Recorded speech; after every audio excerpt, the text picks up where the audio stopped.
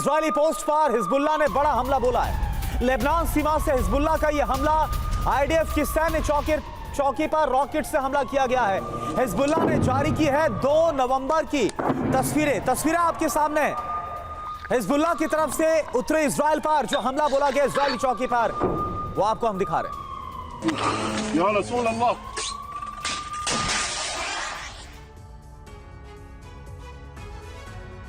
तो 4 नवंबर यानी कि आज से गाजा युद्ध की जो आग बहुत ज्यादा भड़कने वाली थी वो नहीं भड़की। हिजबुल्लाह इजराइल के खिलाफ बहुत बड़े जंग का ऐलान करने वाला था, लेकिन उसने ऐसा नहीं किया। हिजबुल्लाह ने एक तरह से हमास के साथ बहुत बड़ा छल कर दिया है। अब सवाल ये उठता है कि आखिर नसरल्लाह ने युद्ध का ऐलान क्यों नहीं किया, हमास के साथ छल आखिर क्यों कर दिया?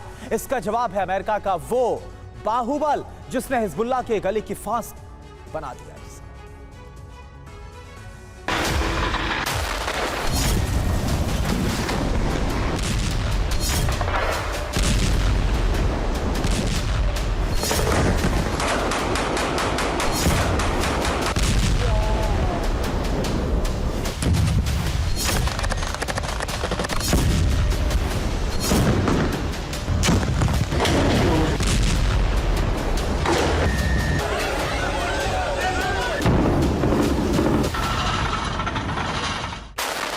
युद्ध की ये आग और भी भड़कने वाली थी।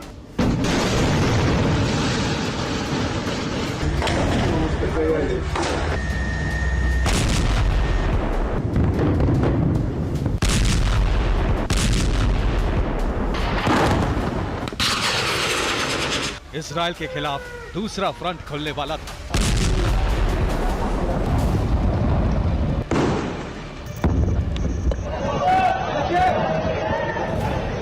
इस युद्ध में हिजबुल्लाह की डायरेक्ट एंट्री होने वाली थी।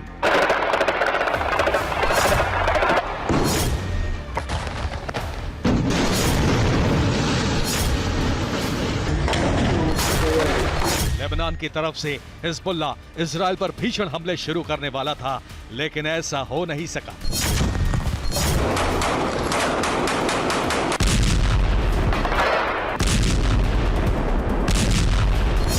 तीन नवंबर 2023 इसी तारीख को हिजबुल्लाह चीफ हसन नसरल्लाह का जलसा हुआ। कयास लगाए जा रहे थे कि अपनी तकरीर में नसरल्लाह इजराइल के खिलाफ अब तक का सबसे बड़ा युद्ध शुरू करने का ऐलान कर सकते हैं। नसरल्लाह ने तकरीर दी, लेकिन उन्होंने इजराइल के खिलाफ विनाशक जंग छेड़ने की कोई घोषणा नहीं की।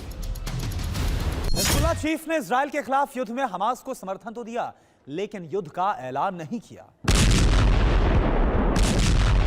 नसरल्लाह की स्पीच से हमास की उम्मीदों पर पानी फिर गया, उसे बहुत बड़ा झटका लग गया। नसरल्लाह ने यह तकरीर बंकर में बैठकर दी।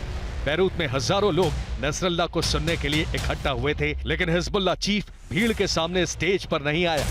उसे इजरायली स्ट्राइक में मारे जाने का डर था, इसीलिए उसने बंकर के अंदर से ही भाषण दिया। इस भाषण में युद्ध का ऐलान नहीं हुआ, सिर्फ नसरल्लाह का डर और खौफ देखा।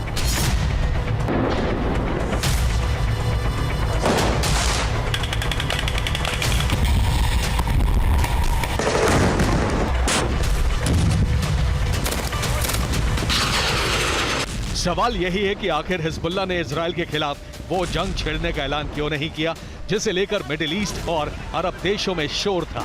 हिजबुल्लाह चीफ नसरल्लाह ने अचानक अपने वॉर प्लान को ठंडे बस्ते में क्यों डाल दिया? दुनिया के टॉप वॉर एक्सपर्ट्स ने जब इस बात का एनालिसिस किया तो बहुत बड़ा और चौंकाने वाला खुलासा हुआ। हिजबुल्लाह ने युद्ध की घोषणा इसलिए नहीं की क्योंकि उसे अमेरिका से डर था।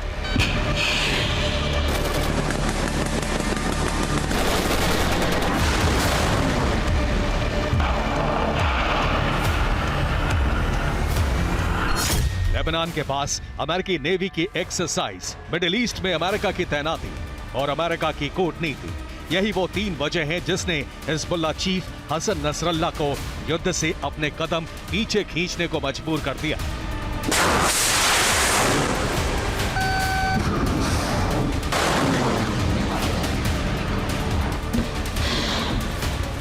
लेबनान के पास भूमध्य सागर में अमेरिकी नेवी की 6ठी फ्लीट ने कुछ इस तरह से युद्धाभ्यास किया।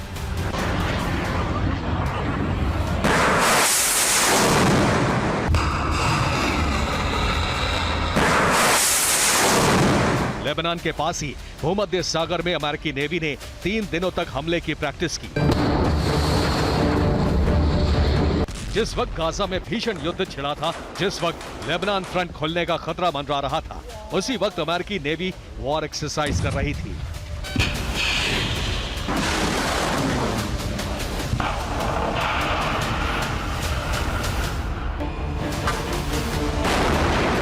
ये एक्सरसाइज हिजबुल्लाह को डराने धमकाने के लिए की गई। अमेरिका अपनी युद्ध नीति में पूरी तरह से सफल रहा। अमेरिका के आक्रामक रुख को देखकर हिजबुल्लाह डर गया। हिजबुल्लाह के डर की दूसरी वजह थी अमेरिकी नेवी की वो डिप्लॉयमेंट जो उसने मिडिल ईस्ट में कर रखी। भूमध्य सागर से लेकर लाल सागर, अरब सागर से लेकर फारस की खाड़ी तक अमेरिका ने अपने योद्धा तैयार कर रखे। हिजबुल्लाह चीफ को पता था कि अगर उसने इजराइल पर हमला करने की कोशिश की तो अमेरिका के डिस्ट्रॉयर उसका खात्मा करने में जरा भी देर नहीं लगाएंगे।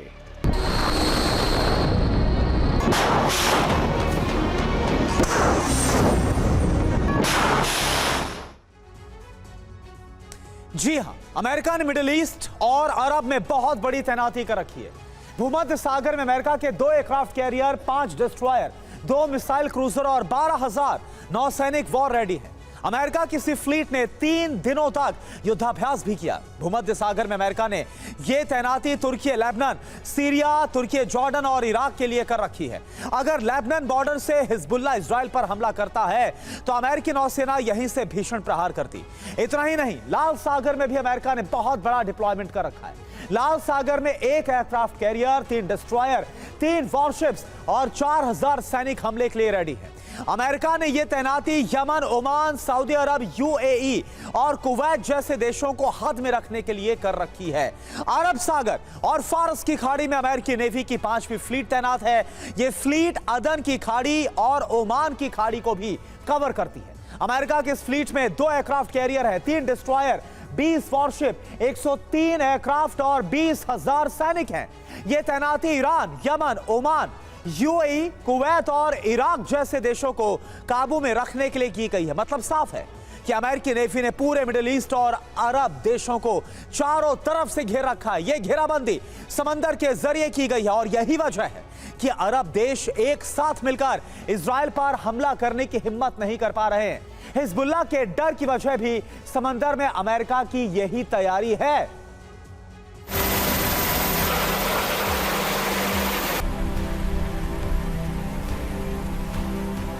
समंदर में अमेरिका की यही वो तैनाती है जिससे हिजबुल्लाह का कलेजा कांप रहा है। रक्षा विशेषज्ञों का कहना है कि हमास के लिए हिजबुल्लाह खुद को खतरे में नहीं डालना चाहता। अगर हिजबुल्लाह हमास के साथ इजराइल पर हमला करेगा तो अमेरिका और इजराइल हिजबुल्लाह के खिलाफ ऑपरेशन लॉन्च कर देंगे, जिसमें हिजबुल्लाह का तबाह होना तय है। क्योंकि नसरुल्लाह अपने हिजबुल्लाह का वजूद कायम रखना चाहता है, लिहाजा उसने युद्ध की घोषणा नहीं की। हिजबुल्लाह के डर की तीसरी वजह है अमेरिका की आक्रामक कूटनीति। बाइडेन के विदेश मंत्री ब्लिंकन लगातार मिडिल ईस्ट और अरब देशों का दौरा कर रहे हैं।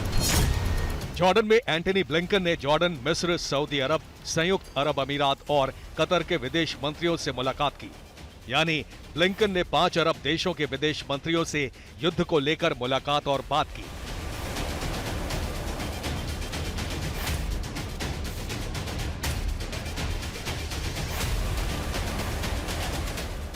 ये अमेरिका की वही कूटनीति है जिसकी वजह से अरब देश इजराइल के खिलाफ एकजुट नहीं हो पा रहे हैं।